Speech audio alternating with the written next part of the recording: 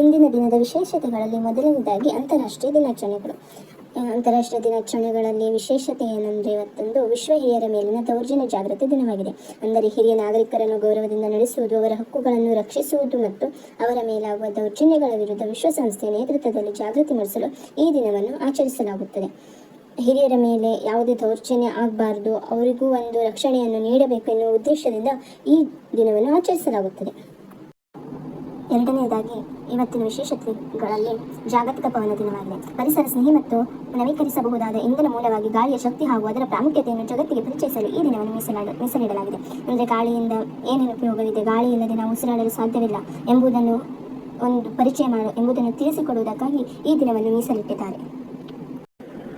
ಭಾರತೀಯ ಧಾರ್ಮಿಕ ವಿಶೇಷತೆಗಳಲ್ಲಿ ಇಂದು ಸೋಮವತಿ ಅಮಾವಾಸ್ಯೆಯಾಗಿದೆ. ಹಿಂದೂ ಧರ್ಮದಲ್ಲಿ ಸೋಮವಾರದಂದು ಬರುವ ಯಾವುದೇ ಅಮಾವಾಸ್ಯೆಗೆ ವಿಶೇಷ ಮಹತ್ವವಿದೆ. ಇಂದು ಸೋಮವತಿ ಅಮಾವಾಸ್ಯೆ ಇರುವುದರಿಂದ ಶಿವನ ಆರಾಧನೆ, ಪಿತೃತರ್ಪಣ ಮತ್ತು ದಾನ ಧರ್ಮಗಳಿಗೆ ಅತ್ಯಂತ ಶುಭ ದಿನವೆಂದು ಪರಿಗಣಿಸಲಾಗುತ್ತದೆ.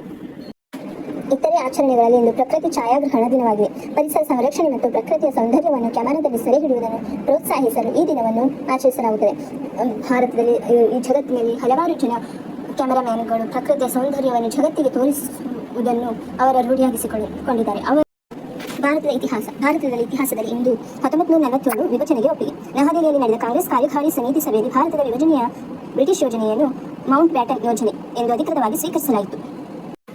2001 ಲಗಾನ್ ಚಿತ್ರ ಬಿಡುಗಡೆ. ಅಮೀರ್ ಖಾನ್ ನಟನೆಯ ಆಸ್ಕರ್ಗೆ ನಾಮಿನೇಟ್ ಆಗಿದ್ದ ಪ್ರಸಿದ್ಧ ಬಾಲಿವುಡ್ ಚಲನಚಿತ್ರ ಲಗಾನ್ ಇದೇ ದಿನ ದೇಶದಾದ್ಯಂತ ಬಿಡುಗಡೆಯಾಯಿತು. ಅಂದರೆ ಲಗಾನ್ ಚಿತ್ರದ ವಿಶೇಷತೆ ಏನೆಂದರೆ ಇದು ಆಸ್ಕರ್ ಪ್ರಶಸ್ತಿಗೆ ಪ್ರವೇಶವನ್ನು ಪಡೆದುಕೊಂಡಿತ್ತು. 2005 ಮಾಹಿತಿ ಹಕ್ಕು ಕಾಯ್ದೆ. ಭಾರತದ ಇತಿಹಾಸದಲ್ಲಿ ಅತ್ಯಂತ ಪ್ರಮುಖವಾದ ಮಾಹಿತಿ ಹಕ್ಕು ಕಾಯ್ದೆ 2005. ಇದಕ್ಕೆ ಅಂದಿನ ರಾಷ್ಟ್ರಪತಿ ಅಬ್ದುಲ್ ಕಲಾಂ ರವರು ಅಧಿಕೃತವಾಗಿ ಅಂಕಿತ ಹಾಕಿದರು. ಇಂದು ಜೂನ್ 15ರಂದು ಮಾಹಿತಿ ಹಕ್ಕು ಕಾಯ್ದೆ ಎಂಬ ಅಂಗೀಕಾರ ಮಾಡಿದರು. ಜಾಗತಿಕ ಇತಿಹಾಸದಲ್ಲಿ ಇಂದು 1715ರ ಮ್ಯಾಗ್ನಾ ಕಾರ್ಟ್. ಇಂಗ್ಲೆಂಡಿನ ರಾಜ ಜಾನ್ ಅವರು ಇತಿಹಾಸ ಪ್ರಸಿದ್ಧ ಮ್ಯಾಗ್ನಾ ಕಾರ್ಟ್ ಒಪ್ಪಂದಕ್ಕೆ ಸಹಿ ಹಾಕಿದರು. ಇಂದು ಆಧುನಿಕ ಪ್ರಜಾಪ್ರಭುತ್ವ ಮತ್ತು ಮಾನವ ಹಕ್ಕುಗಳ ಬೆಳವಣಿಗೆಗೆ ಮೊದಲ ಹೆಜ್ಜೆಯಾಗಿದೆ.